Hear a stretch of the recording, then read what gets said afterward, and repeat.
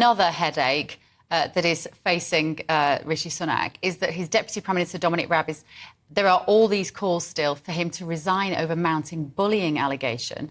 Sunak has already had to face one high-profile sacking following former Conservative Party chair Nadhim Zahawi's public exit on Sunday, of course. So let's get more analysis of this from GBNews Political Editor Darren McCaffrey. Hello, Darren.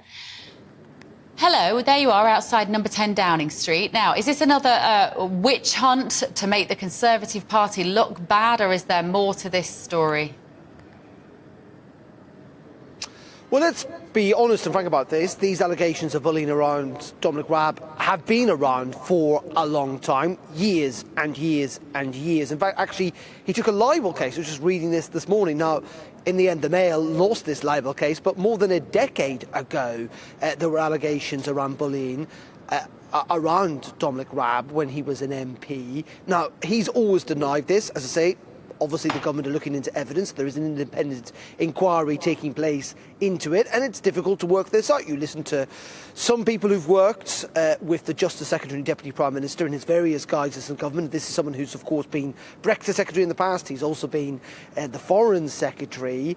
And they say that, yes, it was very difficult, that they did see bullying activity, that he was someone who was not very pleasant to work with. You talk to others who say, yes, he may well have been forceful at times, but certainly none of his behaviour they viewed would verge on bullying. And you get these conflicting accounts. And clearly, obviously, how people deal with different individuals can often be conflicting.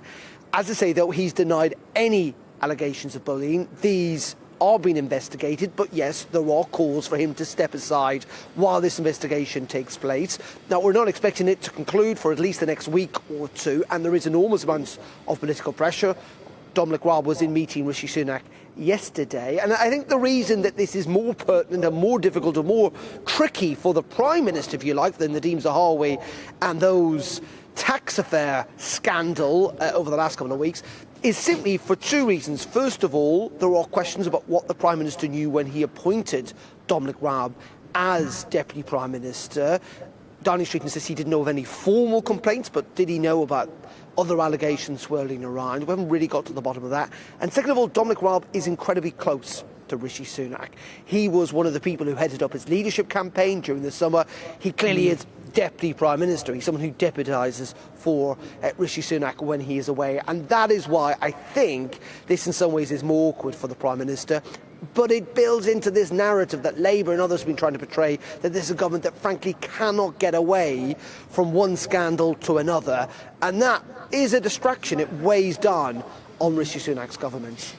Let me ask you, Darren, as GBNews' political editor, how do you think Rishi Sunak's first 100 days would be characterised? Give me your professional opinion on whether he's done a good job or not.